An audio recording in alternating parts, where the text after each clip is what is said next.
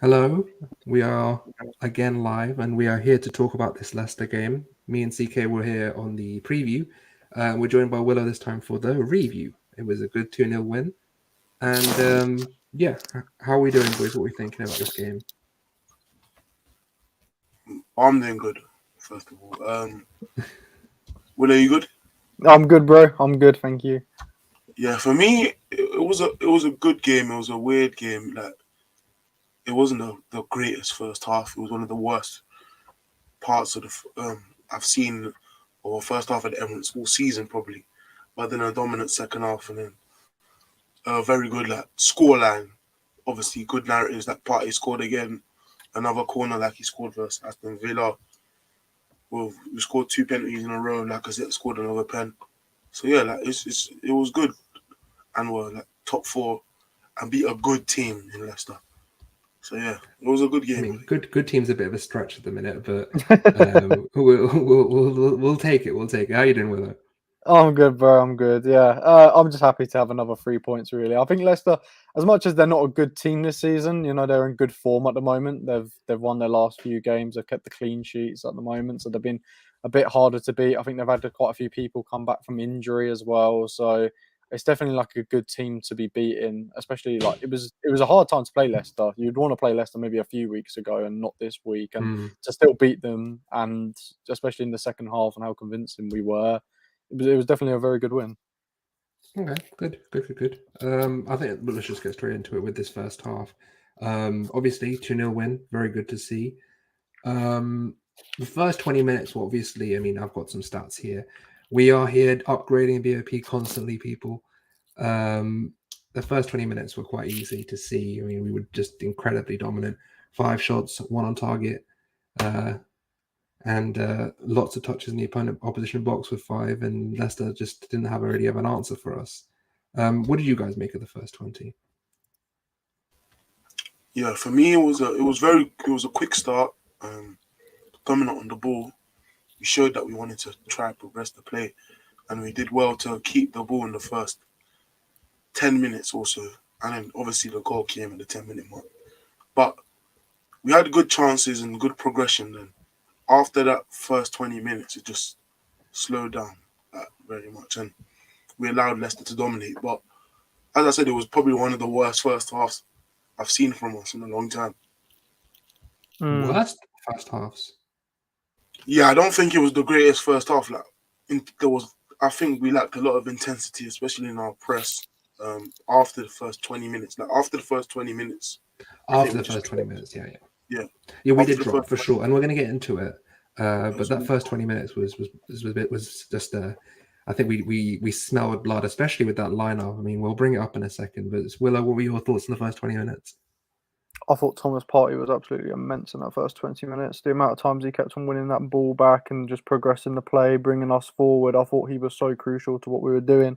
That first 20 minutes, we were putting the pressure on them. We were creating chances. We just didn't have that final ball in us or that final action in us. And I think Thomas Partey just kept us ticking. Like we kept on. I think the first 20 we did keep sustaining attacks, and it was really good to see for the first 20 just to keep sustaining attack, keep sustaining attack. We won the ball back quite quickly and kept going. And then, yeah, as you boys said, after the first 20, we did drop in intensity. Mm. And we're going to get into it for sure. But the first thing I want to mention is how we started up, because today we're going to get into a lot about a lot of specific triangles that we've seen. I mean, me personally, because I put this one together, I'm really going to focus on this Cedric, Saka, and Erdegaard triangle, because Erdegaard had a very very good game. I think what was it, six out of six chances created, not 6 out of 6, 6 chances created, over 50% of his duels won. Um, very much a really good game from him. But we're going to get into it about him. So, I mean, the first thing is the 2-3-5 is the 2-3-5, and that's how we play. We I mean, it's very nice to see a lovely balanced lineup, and thank you, CK, for this lovely shot from the stadium. Um, what do you guys think about how we're starting to sort of understand and really maintain and really align with the structure that Mikhail has set out for us? well, like that 2-3-5 is, as you can see, the Mm, the I'll bring Odegaard it and back up. Jack are in the half spaces, and Lacazette has dropped in a bit and created some space from the centre backs, making them eventually forcing them into a decision of whether to attack him and try to stay close to him or drop off. And then, like, as you can see, Leicester are trying to press in this 4-4-2, trying to match us. Kinda, yeah. Yeah, It's kind more of. like a 4-3-3. Yeah, it is a 4-3-3, but eventually Drewsbury Hall steps. Yeah, steps. And Yeah, for sure. he tried to make this 4-4-2 just 4-2-2, but Leicester didn't have. This is the second half, I think, but Leicester didn't have a good way of keeping us out from our our build-up was very good, and Ødegaard was dropping deep, as we'll talk about later. But Ødegaard was dropping deep and creating an overload, and Leicester's 4-3-3 wasn't compact enough to mark Ødegaard out of the game. So him dropping deep was creating spaces, and the passing with him and Partey was so good yesterday. So good. The combination. Sorry. Well, I wanted to ask you: are there any one-on-one duels you think that this allows us to exploit in this system right now? Sorry there, mate. You lagged out for me. What Did I lag out? Basically, I was asking: is there any in terms of one-on-one duels, keeping the width so wide, keeping the half spaces so occupied well? Does this give us any one-on-one duels that you would expect us to take advantage of? Well, for us attacking Saka, I think getting Saka alone is absolutely crucial for us. I think Martinelli as well, getting him wider. I think, as you can see there, our wingers are pushed very wide. I love how we can do this 2-3-5. I absolutely love it. Like, we wouldn't have been able to do it last season with the kind of people we had at our disposal, but now we've got that arrogance of being able to do that with the people we have. It's so much nicer. We cut through teams so much easier. I think Thomas Partey as well with the duels, like being able to get him the ball. Like, I love it when Thomas Partey gets on that ball and drives with it. Like, he just wins. He wins. Any time a midfielder puts pressure on him, he'll just spin him and turn and drive forward. And even Ødegaard now, someone who used to really hate pressure from behind him and not be able to take the impact. Even him now, you're seeing him turn with the ball, be able to get on the ball, and he turns now. When he turns and he looks spins forward, at a lot better, quicker rate. There was a perfect clip of him doing that earlier in one of the games. I guess you boys would have seen, like, when he actually does that, and you don't think he's got a lot of space. He turns. No one's ahead of him, and he even has time to turn back in the end, and it's just brilliant to see. And I think Karen, you'll talk about why that is the case. So the first thing I'm gonna mention is the because you mentioned it already, it's a good segue. Saka and Martinelli were very wide, and you can see here. I mean, it's pretty hard to see, but Saka's the one on the other end, on the far end. But here is Xhaka playing a ball to Martinelli in the first 5 minutes. And even though he doesn't win the ball, you can see the distance between the fullback and the centre back is so large that Martinelli is trying to drag players into his run and free up space behind for people to run through. And keeping your wingers wide allows your interiors, your eights, to really make that run in between that channel. So do you have anything to add about Saka and Martinelli? Staying wide? Well, they were stretching the pitch, and having Xhaka in that left half space for that we used to have a mill in, it would just, and he's a bit more defensive. So Martinelli's better going from out to in, so he'll always be touchline, forcing Tierney to be inside. And Martinelli has been good with that touchline role, and I would prefer there to be a bit more variation. But with him being out there touchline, it forces a consistent 1v1 between him and the fullback, and then leaves space for Xhaka to exploit in the half space. And then on the right hand side, with Ødegaard and Cedric being a lot more willing to go in and out now, Saka is allowed inside a lot more, and it's always forcing someone to be touchline and keep creating gaps, I think, in the half spaces. Yeah, that's good. I mean, I think there's a perfect segue to talk about this Ødegaard, Cedric, and the Saka triangle. The one thing I think that we used to lament, I'm pretty sure, last season, Ødegaard coming deep, and he does come deep a lot. He does come deep. He comes to feet.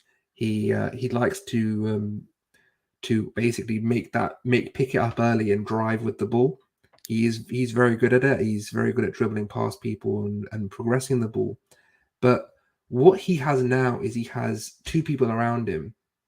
If you look at the top, of the screenshot here, you've got Cedric, and inside you've got Saka, and you've got three men there that he's created this understanding with, that you can really progress his ability to be a bit more unpredictable, because the rotations they have and the understanding they've developed. And when Tomiyasu comes back, I'm sure that the similar things will happen, except Tomiyasu will tend to stay a bit further, be a bit more reserved than Cedric will.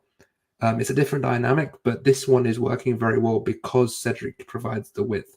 The rotation that they have, and the way they're able to, and we're going to get into it, we've got some clips from the second half as well. The way they're able to really understand the positioning and rotation and how to get into space and how to free up space for each other causes havoc for any team. And this is how we created not only the this period of play, but also the chance we get into later in the first half with that melee with Laka trying to pin it off to Saka, him striking it, Xhaka trying to hit it, and Partey hitting the post. That all comes from that right hand side, and they're able to get into good positions because you have the ability to really understand where your people around you are at all times. Does anyone wanted to add anything to that? Yeah, I think the right hand side, the way it's been recently with Cedric willing to overlap and Odegaard willing to attack wide spaces and hold width, it's been a lot more unpredictable, a lot more variability, allowing more shots to be created, and a lot more crosses in the box from that right hand side. I think he's been a lot more productive the past few weeks with Odegaard getting more goals, Cedric getting very good crosses in the box. We saw that last game as well, and obviously Saka getting more goals as well. We saw a lot of opportunities created from our right hand side for Saka to score, but he didn't use them well this time around. He used them well in other games like Watford and stuff. But first Leicester, he wasn't too potent, but we still saw the same chances created. Like early on, when Partey hit the bar, that came from us building through the right hand side. And Cedric overlap and a ball back into the box, blocked, and then Partey shot. So the right hand side is doing very well to create chances, a lot better than it was at the start of the season. What that also does is it allows for more space on the left, and it allows for basically the block collapses to the right hand side, and it allows for those channels to be created for Martinelli to make runs or for Tierney to make a run. There were a couple of things I wanted to bring up. So obviously there was that the Martinelli made a run, and it ended up with this collision that people were saying was a penalty. I think it would have been a soft penalty myself. What do you guys think? Yeah, not a pen. Okay. Put it up again, please. Yeah, I got you. That one. Because where I was sitting, I did. No, it's not. I don't think it's a pen. Not really. No. Yeah, it just felt like they just got around just a bit tangled up. I don't really feel that there was anything in it. It would have been a David Luiz pen with his knee. That kind of one and half a dozen of the other. Yeah. So yeah. The other point I was going to make, this is before I forget, was about Ben White in this right hand space, because Ben White is so critical, because when you have someone that is able to create that out ball to get to Bukayo or get to Odegaard or even Cedric if he's making that overlapping run, when you have someone that's able to pick out your attacking players, it gives people, it creates doubt, because the judgment one-on-one of the defender, you're basically rushed into decisions, and that's not where you want to be.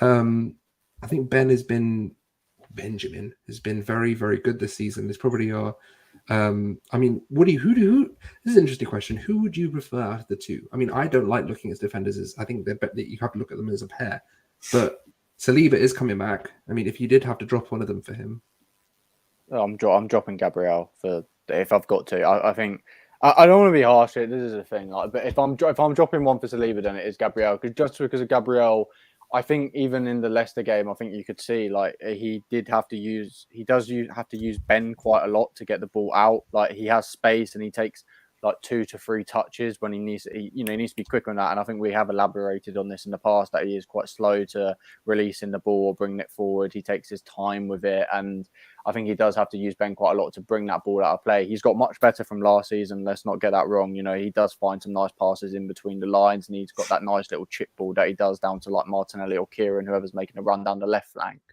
But yeah, I think Saliba just brings that, great pass and play. And if you're asking me which one I'm dropping, it's going to be Gabriel out of both of them. Well, for me, I'm not sure, because Gabriel we can't drop because aerially we'd struggle so much, because both Ben and Saliba aren't the best aerially.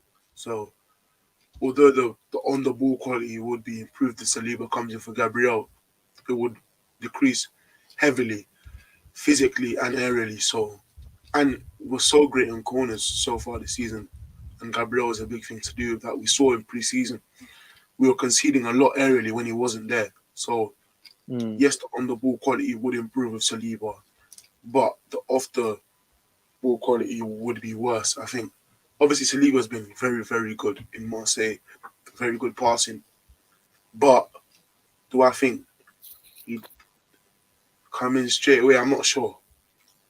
I Yeah, don't don't think get me straight wrong. away either. Yeah, I was going to say I'm not bringing him straight away either. It's just a question of if you had to drop one, who would it be? Yeah, no, I completely agree. I don't.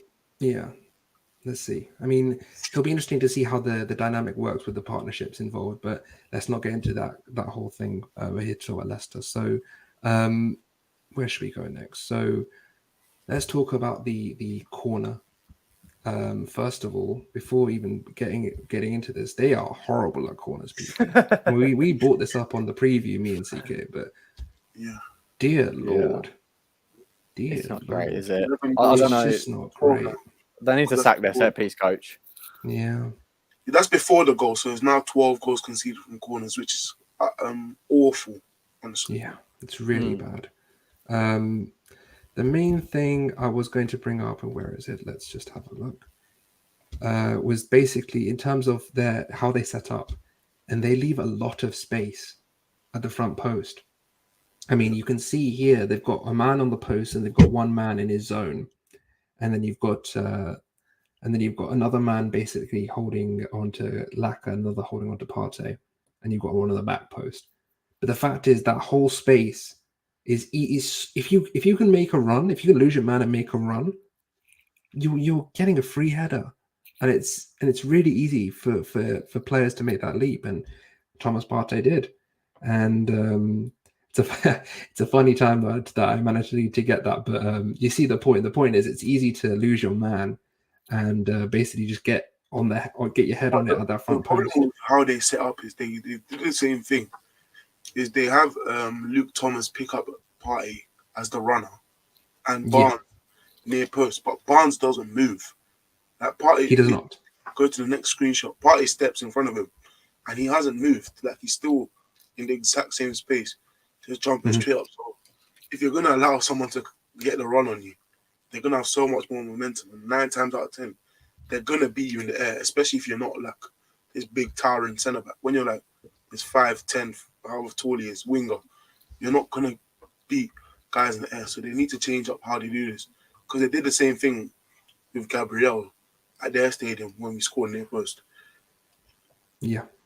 Well, what do you think about this goal? Do you think it was basically a penalty, like I said on the preview? Getting a corner is basically getting a penalty against these guys. Anything you wanted to add to the discussion on this goal? It's just really easy, isn't it? Like it's really embarrassing easy, goal. Man. Like it was just embarrassing to watch, really, on how easy it was. Like it wasn't even that good of a corner. That's the thing on Martinelli. Like I don't even know if Martinelli really meant to put it there. Like how it went so low. It's a very good ball at the end of the day. Yeah. Look, it's a very good ball. It went straight to Partey, but it was so low. I just expected you expect the near post to be able to header that away, easy clearance, and then defend your lines again. It was just probably one of the easiest goals you're going to score this year. It's a gift. Yeah. I mean, on this, and then it got a bit tense, didn't it? It got a bit like the intensity dropped off. They started in a couple of chances, and I think we should talk about this white one first. And I think CK wanted to mention about the how that chance came about. So I'll let you. I'll let you Yeah, talk. so they kept doing this all night. They were trying to create this 2v2 and either suck White or Cedric in to create either a 1v1 for Barnes or a run in behind for Dewsbury Hall. And they did this well here. So Soyuncu picks up the ball, he passes it to Barnes, who does a 1-2 with Dewsbury Hall, which sucks Party in because he has to help so White can maintain the line. But knowing how aggressive White really is, when he steps. Oh, we've lost him. White's basically. I'm gonna finish this for him because he's had technical issues. But basically, White here basically comes into the into that 2v2 situation, and he steps. And when he steps, he's leaving space in behind, and that's how this pass to Kelechi comes about. Because here we go. So basically, White comes into set, and then Barnes makes the pass, and Kelechi is off. So yeah. So it's sorry, I cut out. yeah, you cut mid sentence. Yeah. I got you, bro. Yeah, But yeah, that basically, White kept allowing that. Not White allowing, but in the first half, he kept getting sucked into that situation. And Cedric also got sucked in later, and he stepped. Well, he won his duel. And then after that one encounter, Party really realized that he had to be a lot more to the right hand side to help out. So after that, it didn't really happen to that intensity because that resulted in that big White tackle. yeah. If you I mean, remember, I've got the tackle here. What a tackle! That What was a a big damn White tackle! tackle on Madison, but yeah, it was a big Lovely White tackle. I I mean, think this Madison happens could have joined Love Island FC, and he didn't. And White let him know that the offer was on the table, and he fluffed his line. said So Love Island FC. I think Party did save him there though, like with the amount it was happening. Yeah. But I think you see this every game now though. Like as much as I think it's nice to talk about the position fluidity of Cedric and what it actually offers to us, the right hand side doesn't seem as clogged anymore. It's much less compact, and you see the overloads and the overlapping what from a Cedric, lovely and it's screenshot. brilliant. Yeah. But the thing with the defending on that hand though is Cedric needs to be like the amount of recovery challenges that need to happen all the time. I don't think people talked about it last game against Watford, but the amount of recovery challenges White had to make for Cedric was an absolute joke. He gets pushed in, he gets sucked in way too much. Like that, even in the Leicester game, the amount of times I've seen him push his whole body weight when the ball was coming, and every time the player, Harvey Barnes or whoever it was, would roll Cedric completely, and it's just an easy turn, and he's away against White again. Like, I don't know about you boys, but I kept on seeing it happen way too much. And I like the praise for Cedric, but at the same time, I really don't think he deserves like a lot of it, especially defensively. Well, before the game in the preview, when we spoke about subs, I wanted Tommy to maybe come in because Barnes is a 1v1 a lot. And Liverpool like to get their wing on 1v1. So like versus Chelsea, Diaz was 1v1. Versus Chalobah a lot. So I wanted Tommy in, if he was fit, to play this 1v1 so he get to used to this 1v1 again. And then try this overload that they keep trying to do that. Even in the first game, this is their only route of chance creation. Either a Madison right half space cross or Barnes creating something 1v1. And he was good. Like he was decent. He wasn't great. But yeah, this was the one time they forced something good from that. But apart from that, this is what they kept trying to do this through ball from Kelechi and Iheanacho. And if the through ball didn't come off, then they weren't going to do anything all night. Yeah, I mean, this was how they were going to do it. And this is we're going to talk about it with Liverpool as well, because the whole Luis Diaz matchup coming into it is going to be very interesting to see how they deal with it, especially with Thiago being on that left hand side. But that is for tomorrow. Today we're going to talk about Leicester. So the next big chance I think was that lovely Ramsdale save. So I think let's get into that one. So basically it was a corner. With basically how it happened was Leicester took a short corner, and I'm going to bring that up now. So basically Leicester took this short corner here, and they went short. And the main thing on the setup and how when the delivery came in is you can see Harvey Barnes. I don't know if you can see him. He's on White there, and basically he just gives him a bit of a drop.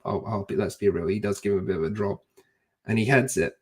and he gets his head on it, and Ramsdale comes up with a bit of a quality save there. I mean, the one thing I would say is, I mean, I wanted to ask you guys this: do you think I'm being harsh on White here, or do you think you should have really had Barnes here?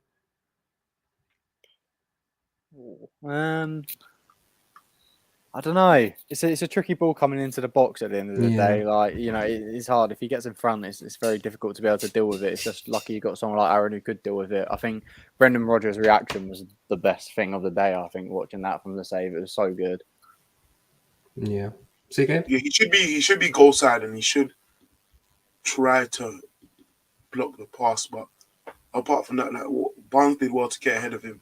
He did very well. For sure. It was a save that, obviously, as always, the save that he makes creates this big discussion of him. Like, oh, he's making these saves, and then obviously Rodgers, he did that was hilarious. Rodgers did it again, and then this is the second time Ramsdale has done it to him, and he celebrated the exact same way both times. And well, he was impressed, and then he always pulls off this stupid face. but yeah, like, it was a very good chance. It was a very good chance. I think very good chance. And Dewsbury Hall, that was a good cross from him. A very good cross. Very good cross from him. I want to talk about this what do you call it? This first half, the second half of this first half. I think we have the XG dynamics and also some over score and metrics as well. So the XG dynamics, if it's going to come up, is it going to come up? It is up. There we go. Well, you see it. The XG dynamics actually doesn't really show. Yeah, no, I think it's on. It's on screen now. But basically, XG dynamics as the game goes on, they didn't really. They had literally nothing for almost 25 minutes. Yeah, and then they didn't create much. They just had possession, and they didn't really create much at all. I mean, what is it? What was the final XG for them? 3 for us to 0.5. Was it 0.5? It was 0.6. It was. I thought it was 0.74 or something like that, but maybe I've got that wrong. I saw it on like 0.49 or something. Okay. Low. It was very low. They didn't create 1 XG. Honestly, they didn't create 1 XG. I think it was between 0.5 and 1. Possession. They had that period from the 30th to the 35th minute where they just dominated the ball. But apart from that white tackle and what else? Apart from the white tackle, they didn't create much. And the Barnes header, they didn't create much. And that they had 3 big chances. So the Barnes ball over the top, which we haven't spoken about yet, but the Barnes ball over the top, and then the header, and then the white tackle. Apart from CK, someone's asking if you want to explain XG dynamics. So do you have a quick explanation for what XG dynamics is? Well, it's pretty much the expected goals throughout the game, and it's showing you how it's changed throughout the game. So at the halftime mark, we're at 1 XG, and then at the the 60th minute mark, you see that steep increase, and that's the lack of penalty.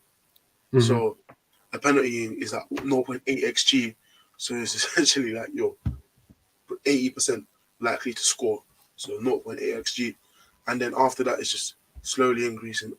So those little steep increases you see are like chances, and Leicester didn't create big chances that were seen as highly likely to go in.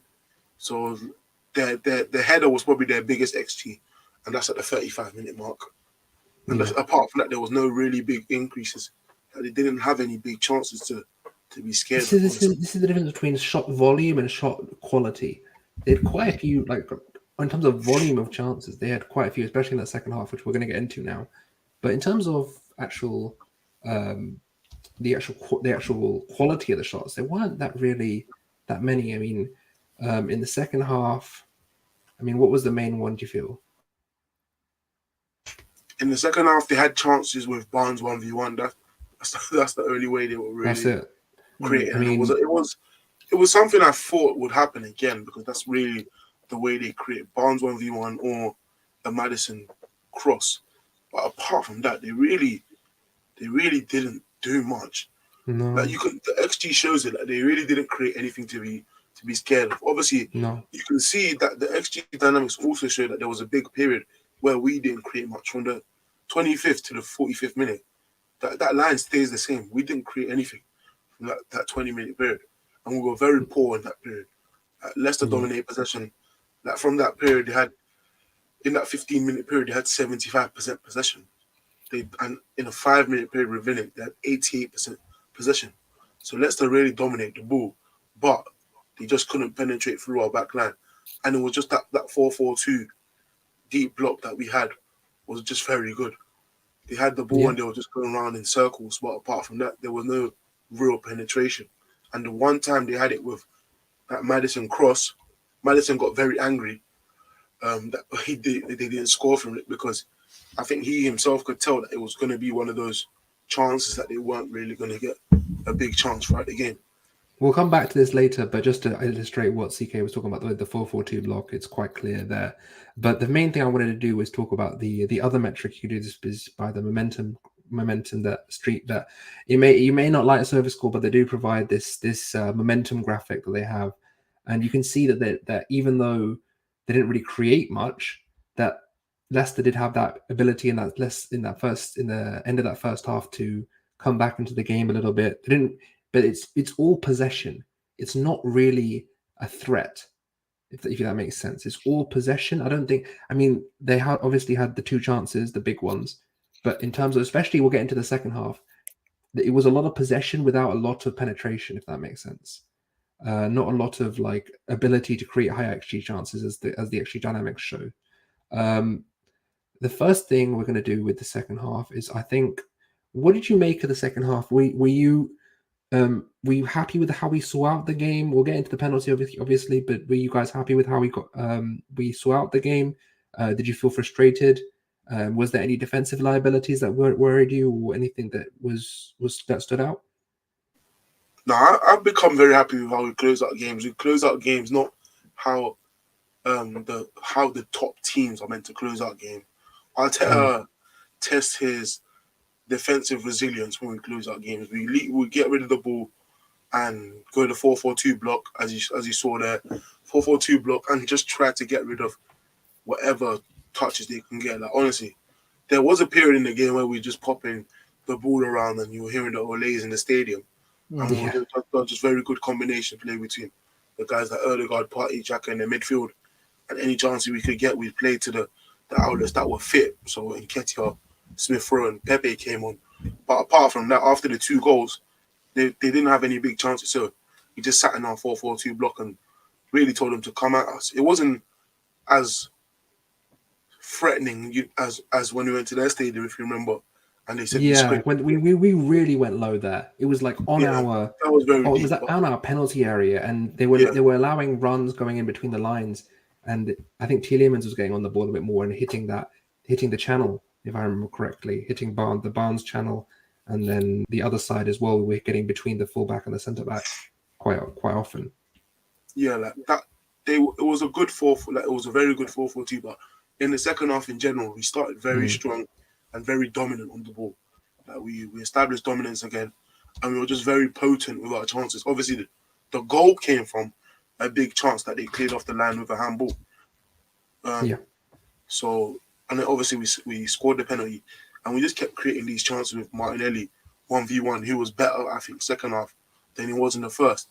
And then after that, we just saw out the game how we always see out the game. I was annoyed because obviously I didn't predict the 2-0, but I was happy that we got another clean sheet. Like clean sheets on the board is always positive. Yeah, I mean, obviously, I'm the same. I think we're all a bit MSZ today, but with for me, it was very much a case of I looked at the progression between the away fixture and today, and you could see that there was a much higher ability to defend off the ball today than there was in October or November, whenever it was, when we went to the King Power, and people understood where they needed to be in the zones a bit more.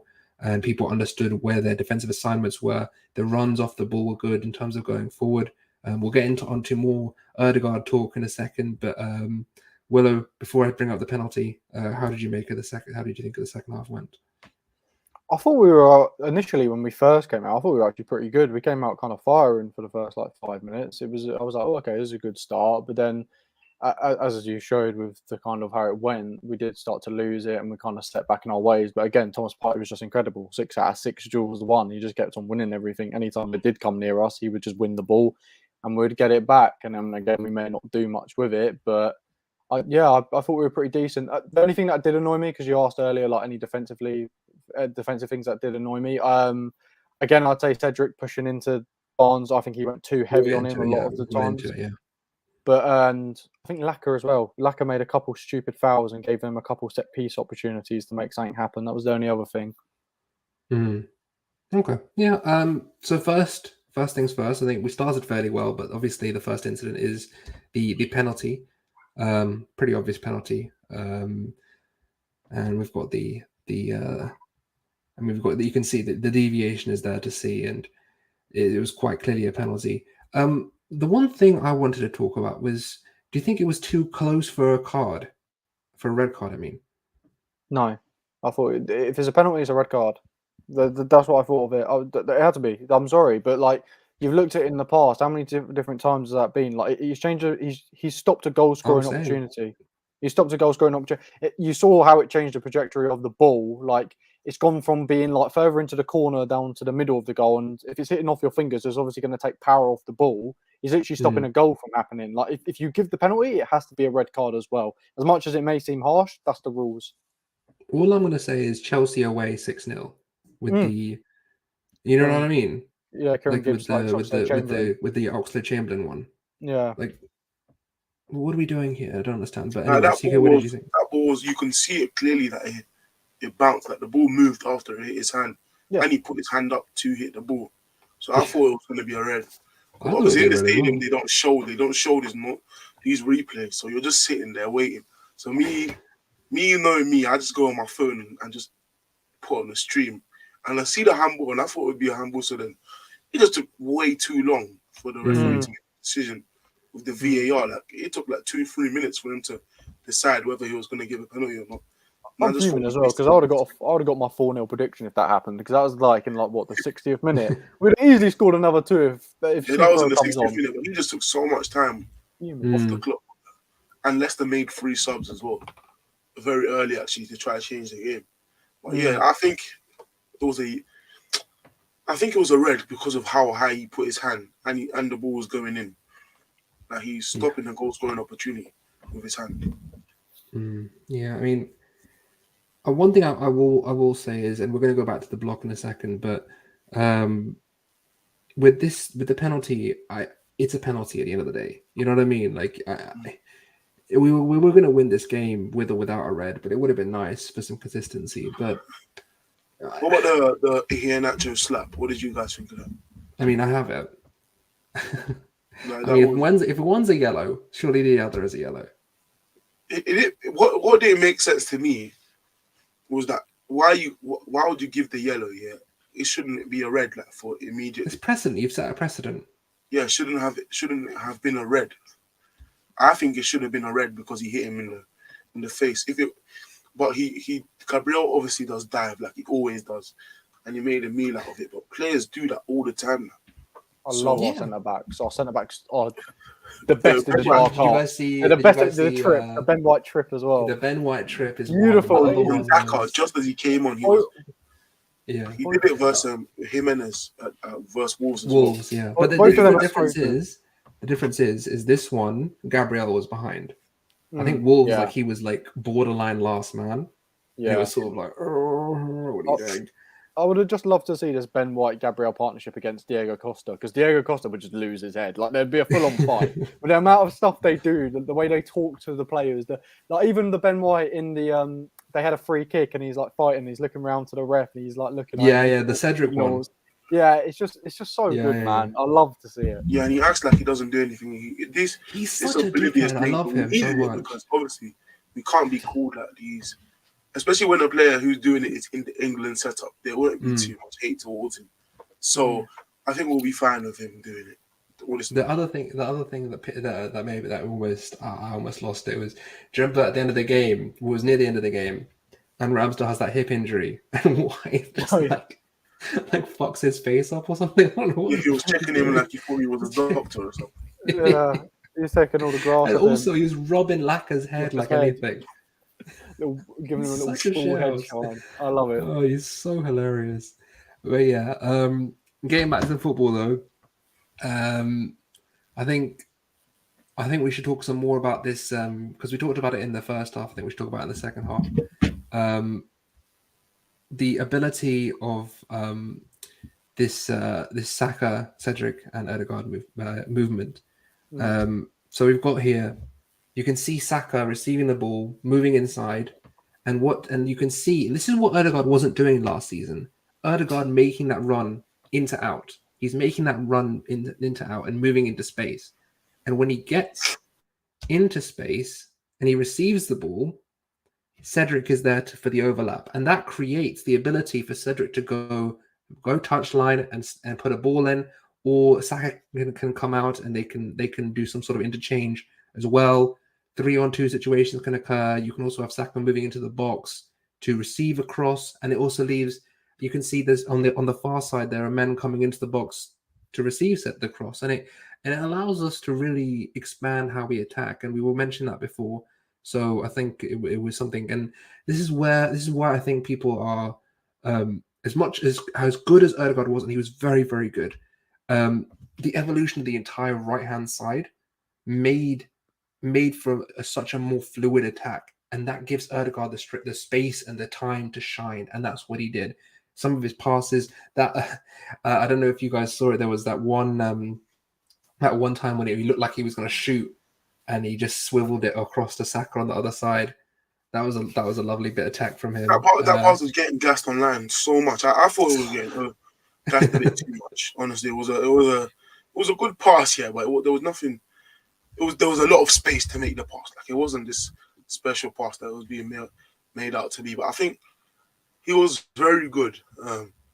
Second half was more about tempo control and less penetration, which is his and game. That's where you need to. This is why earlier in the season we were talking about him being a finisher, because he's very good at recycling the ball, very good at getting the ball in the final third and just basically just popping it about, being able to retain and control the tempo between that second, third to third, final third progression. Very good at controlling the tempo and leading the attack. So that's where he excels. There was no real pressure and no real intent for him to be so high up. So we just dropped deep and started playing these passes in and around the midfield, which created all these clips that boosted the narrative about him. He was very good yesterday, I think. I think obviously some of what he did was overplayed, but that's natural. But he did well to help us retain the ball at the end of the game and just create these chances through the left-hand side that we didn't use. That we had a lot of counters in the end. We had 21 shots. I think we should have scored a lot more. Like, this is another game. That's 6 out of the last 10 that we have 20 plus shots. Which is mad. Before the last 10, it was 6 out of all of Arteta's game. Yeah. So yeah, it's been very good. Like, honestly, he was very good. And he impressed me because Odegaard in the past wouldn't be the Odegaard that we saw yesterday. He attacked wide spaces. He held width. He was very consistent and very content with holding width. He was allowed to roam deep and still progress the play. He was very incisive at times to his passes to Martinelli and stuff. He picked his head up a lot and spread the play. I think he was very good yesterday. Partey also, who was my man in the match. I don't know if he was yours. He was mine as well, yeah. Yeah, Partey was my man of the match. I think the first half he did very well to help us out wide on the right-hand side to stop the Barnes and chances that they were trying to create in the 30th minute. And then second half he was just very good on the ball. So yeah, and he won 6 out of 6 duels, 5 on the ground, and 1 aerial. He was just incredible for me. Oh, yeah. I mean, for me, I think Partey, his ability in tight spaces, the ability to cover on that right-hand side in the first half especially, his ability to really progress the play from first to second, third, and get the ball to where it needs to be in terms of getting it to Odegaard, getting it to Martinelli, getting it to Xhaka, getting it to Saka. His ability to really control and dictate tempo from deep was exceptional again today. I mean, who did you think your man of the match was? Apart from them, I think there's a couple of contenders for man of the match. I think Odegaard, obviously, some massive. I think Odegaard did get it, but Yeah, he did. He got the most chances created, the most ground covered, the most passes completed. So all this stuff led to him getting man of the match. But I think by getting a goal and on top of his general play defensively and off the ball, he was man of the match. I think what he does, people are just getting used to now. So he's not getting the same amount of praise. But Odegaard is the silky baller who is getting better. Who is getting better. So he naturally gets more praise. But for me, Partey was the clear man of the match. Willow, And Odegaard was very good. Ben White was very good as well. Gabriel, I think, wasn't getting the praise. Gabriel was very good. He wasn't getting the praise he deserved because he handled it here actually very well. And Daka, who came on second half. Because Daka didn't look like he had a sniff. Maddison is very confident in trying to play these balls over the top, and Gabriel just dealt with them very well. And I think our whole back four, Tierney was comfortable and very good in his role yesterday. I mean, even from early, I was going to bring it up before, but even from early, you could see in our build-up that his ability, he was much more comfortable coming inside in that first phase. And he wasn't holding width. It allowed Xhaka and Odegaard to have a bit more freedom as interiors. And it meant that you can actually have basically the width being held by Martinelli and Saka, obviously. So it allowed for more freedom in the middle, and it allowed for runners to go beyond the ball and run into channels at a much easier rate. I think there was a problem yesterday, all kind of a problem that we've been facing recently when we press. So as you know, Xhaka steps up when we press sometimes to make it like this 4-3-1-2, this wide 4-3-1-2, and Martinelli is explosive and fast enough to cover the space that Xhaka leaves. But when the ball, but Xhaka can't run back in time if the ball is played over Martinelli and he doesn't get it when he presses Pereira or what's his name, Schmeichel. So there was this chance, the chance. I know I'm going back to the first half, but the chance with Barnes where Ramsdale saves it near post, that came from Dewsbury Hall receiving in behind Xhaka. And as you can see, look, Martinelli went to press the goalkeeper, and Xhaka is very high, and there's so much space in behind him that Dewsbury Hall was just allowed to receive in acres of space, and there's no one near him. Absolutely no one near him. And Tierney has to, if you can see, there's a right winger going down. Is that all? I don't know who it is, but the right winger is bursting down for Tierney to go. And Xhaka has his head down, just trying to. Yeah, he's got to try and get back. He's got to try and get back. He's breathing. Yeah, he's got to try and get back to Dewsbury Hall, who does play that very good ball in behind to what's his name, Barnes. But this issue keeps getting created whenever we press in this 4-4-2, 4-3-1-2. Obviously, our press and settle block is very good, but these issues with Xhaka's athleticism or lack of awareness with the space in behind it is creating these issues. But they didn't abuse it, but there were. It could be abused for sure. This created a big chance where Dewsbury Hall did play a ball over the top, and this is where one of their chances did come from. Obviously, we did well to keep it out, and Ramsdale made the save, and obviously we didn't concede, but that we can't afford that space versus Liverpool. You can't afford a Thiago, a Henderson, or a Trent picking up in that, a Trent in this space absolutely kills us. So we can't afford our press to be this poor versus Liverpool. But we'll talk about that more tomorrow. But this is one thing that we need to fix and sort out before tomorrow's game, because I don't think we can afford this. What do you think, Willow? Well, with respect, I think when that was happening, I was like, oh God, no, because Dewsbury Hall was at Luton last season, and I know what he can produce, I know what he can do. So it's one of them situations where I don't know if it's just to do with Xhaka's athleticism. I don't know if it's to do with just the people still not getting used to the roles, because I think even we've talked about the overlapping and not who knowing where to go. And I still think there was a bit of that yesterday where people didn't know who to go. Like Martinelli didn't know whether to go, Tierney didn't know where to go, and then Xhaka was I think he was a bit better at Xhaka yesterday compared to what he was against Watford, because Watford he was just walking around there, while I think against Leicester he did walk, but then he realised with what he was doing he started pushing out a bit more, but he's still it still wasn't solid on what he was doing, and he does leave a lot of space. But I think it just excites me for the future because this works so well, and you just think if we had a more athletic player than Xhaka, because Xhaka gets in such brilliant spaces in that final third as well. If we just had a better player, a more athletic player who can actually bring the ball forward and do more with it and be a bit more adverse with it, it's actually going to be so liquid next season, and I cannot wait to see who we actually get in that left centre mid spot. It's going to be beautiful to see what we do. But yeah, before we do go, I'm looking at some of the comments, and I'm not doing no Skip Bayless or anything early like that. He was very good yesterday, and he's a very good player.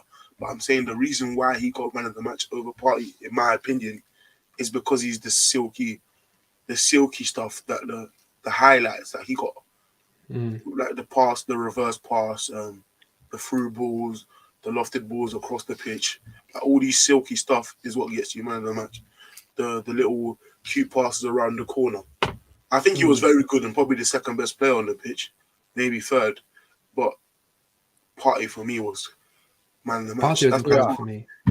Yeah, I agree with you, Chris. I agree. I go Partey man of the match as well. 6 out of 6 duels. The goal, he was just incredible at breaking up, playing, reading everything. But Odegaard, it's not just what he does on the ball, though, is it? It's what he does off the ball. Like he's constantly running, the constant pressures. And there was a graph today, the Premier League graph, and he's the highest on it for like distance covered and pressures per 90 out of everyone. He's literally the highest. He on had it. the most distance. And he had the most distance covered in the game as well. Like he really is that kind of new kind of number 10. He's got that silkiness. He's got the passes. He's got all of that in his locker. But he does the off the ball stuff as well. He's not there to be a passenger. He's there to pick up the runners. He sets the press as well because Laka's too chubby to do it. He's there to run and actually meet the defenders, meet Schmeichel. He starts the pressing trigger. He's everywhere on the pitch. And I'm loving Martin Odegaard at the moment. I'm absolutely loving the intensity second half was a lot better because in the first half it was very poor from the front line. I think the intensity, but the second half was much better. But yeah, on this question from Poncho, is Xhaka's new role the plan for Emil Smith Rowe? No, for me, because that left centre mid role drops into the pivot at times to make a pivot with Partey, and we don't want Smith Rowe that deep. The duels. Yeah, Xhaka's there to allow to win. Yeah, Tierney to bomb forward at times, and that's why I say not focus too much on the what's it called, the formation at the start, the 4-3-3 that it looks like, because Xhaka does drop into the pivot a lot, off the ball at times, and allow Tierney to bomb forward. And Smith Rowe would be a waste for him to be in that pivot role that Xhaka's using. So no. He struggles as well though, because if we go back to like sometimes we watched him in the 4-3-3 this season, like against Sunderland, Smith Rowe struggled really in that game to be that kind of because Xhaka is kind of playing like that 8 role, the 8 kind of 6 role. Like Smith Rowe, we've seen him play that, and he has really struggled in them kind of spaces. So for me, no as well. I can't wait who it is next season though. Yeah, with Odegaard being in the team, you still need your all-rounder centre mid. Odegaard's on like 8.5. We'll speak more about this, the technicalities, but Odegaard is like the higher 8. He's playing half 8, half 10 role in that right centre mid role, and you need this all-rounder, very good indoors, very good defensively, and reliable in the pivot, Xhaka, to slot in that 4-4-2. And Smith Rowe, although he can defend very well as a centre mid, I think it's a very wasteful of his potency to put him in that centre mid pivot role. It's just very wasteful. So it'll probably be like the Mateus Nunes of the world that we're talking about, who are more reliable on the pivot and are these technical destroyers that we will probably see signed next season. If this system, our system in quotation marks, is continuing to be used next season. I think what people have to realize is, like a lot of debate has got into. We even had a whole podcast on it in terms of 4-3-3, 4-2-3-1. Guys, it ends up being a 2-3-5, 4-4-2 block, low block. And at the end of the day, you have either your left interior dropping to form the pivot, or you have your left interior going up to and one of either your left back or your right back inverting to form that 3. And that's how you do things. And it's a variation, it's a rotation. It's not really have it saying that like one is happening or the other. The fact of the matter is, game state will dictate. If you need to regain possession, you're losing your ability to sustain pressure. You're going to need to drop your interior back and make sure you win your duels. If you want to turn the screw and really push on in that 4-3-3 style, then you have Granite go up. It is what it is, and I think we're using both. I think both have to be acknowledged because there were times in build up where you could see Granite drop, especially in that second half. Granite drop and then have, especially because we were already in the low block. You could see Granite just okay, cool. Let's just get the ball out. I'll stay deep. If someone make a run beyond and we'll play how we usually play. So it's very much a thing. It's very much fluid. You have to realize football is not static. Football is not something that can be dictated by what's on the sheet. It's a fluid motion. And before we do go, I want to bring up the average positions because I just want to make sure that if there was one point I wanted to bring up. Wait a second, where is it? Here it is. So here are the average positions, and you can see again, Erdegaard, Saka very close to each other, and basically it allows for Laka to drop in and be central because you have the ability for those two to basically have that brilliant connection to each other. Is there anything you guys want to talk about in terms of like anything that pops out to you on this position before we head out?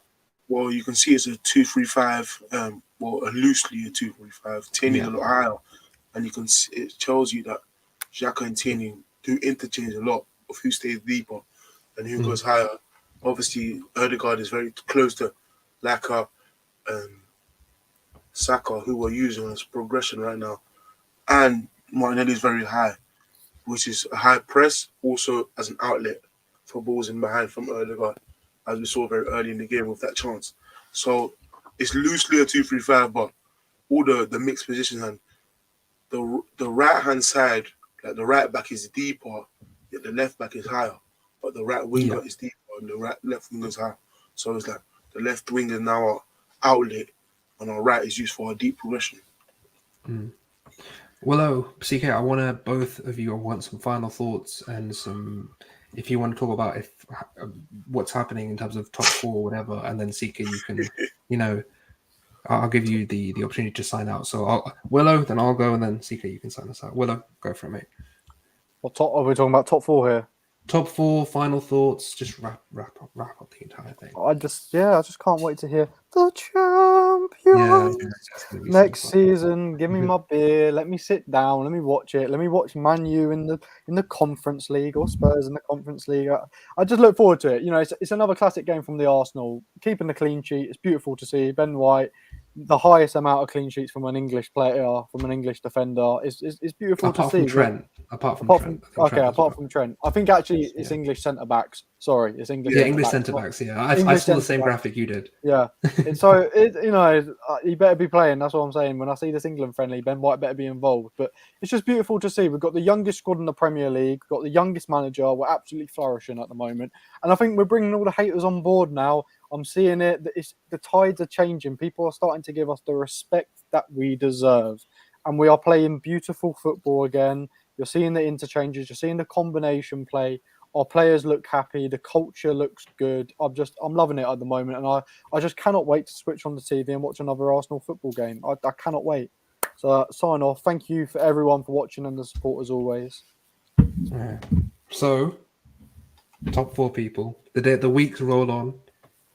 The games roll on, and I'm still going to stick to it. That Man United game will be the game that we secure top four mathematically. I don't see any reason why it shouldn't be. End of April should be that time. Obviously, it will obviously depend on what happens with the rescheduling of the Spurs and Chelsea games. Obviously, that could throw a spanner in the works, but I think it should be done by then. I think we will be 9 points clear with 3 games remaining. I think 3 games out is when we secure it. In terms of our form, was it 28 points out of 33, 11 games? We're the most informed side in Europe. Obviously, Liverpool are obviously on a smaller sample size. They have 6 wins and 7 wins in the bounce, something like that, something ridiculous. And it's the first time I think since 2009 where two teams that are on 5-game winning streaks have faced each other since I think it was something like I think it was actually the Liverpool 4-4. If I'm not mistaken, It was either the Liverpool 4-4 or the Chelsea United because they were both crazy. I'm pretty sure it was the Liverpool 4-4, and I think that's a crazy stat with the amount of dominance that Man City and Liverpool have produced. The fact that they've not played each other when on a 5-game winning streak should say how difficult this league is. And another great performance. We will see you tomorrow. But CK, final thoughts, sign off. Well, yeah, for me, it's all about looking at the top three. We got the most points in the last 10 games. We have 28, and City right now are drawing, so they have 26 as of right now. Damn. So in the last 10 games, we have 28 points, and City have 26. Yeah. So yeah, we've been very good, and very good gets you where we are. 5-game winning streak. We're the 4th team in the league to have a 5-game winning streak this season. Another thing that just points to us being the 4th best team, or one of the 4 best teams in the league. I think the aim is now top 3. Obviously, we've got 8 points behind Chelsea, 2 games in hand, and we still have to play them. We've got one of our games in hand to Wednesday, which is going to be a very big game versus Liverpool. Hopefully, we win that. If we don't, it will be the worst day in the world, but hopefully we do win that.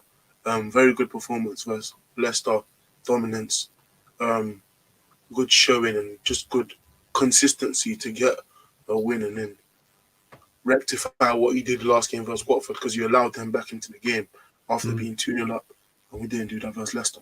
So yeah, big performance, and hopefully Palace can keep out a City and a Liverpool.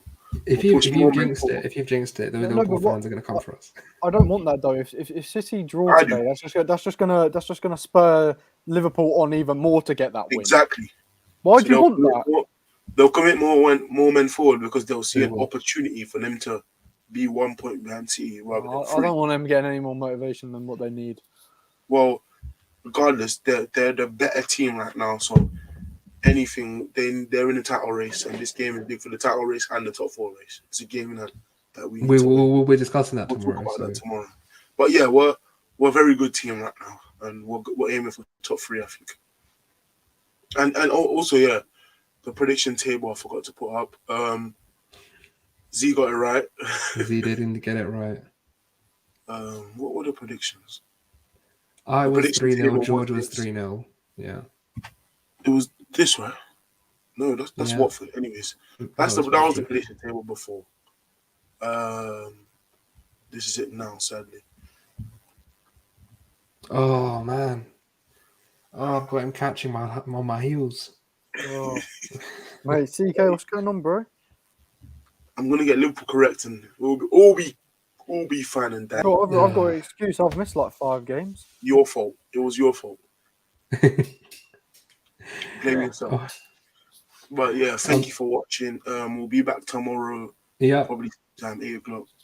I'm gonna go to Liverpool game, hopefully. And hopefully we can win. But yeah, we'll talk about the Liverpool game more tomorrow. Thank you for watching. Please like, comment, share, and subscribe. Follow everybody. Karen BoP, CK Football, the One Willow, Priv's tweets. Yes, nicely done. George B_AFC and BoP Footy on Twitter, on Instagram, and Ball of Passion on TikTok. We'll be back tomorrow at 8 p.m. Peace.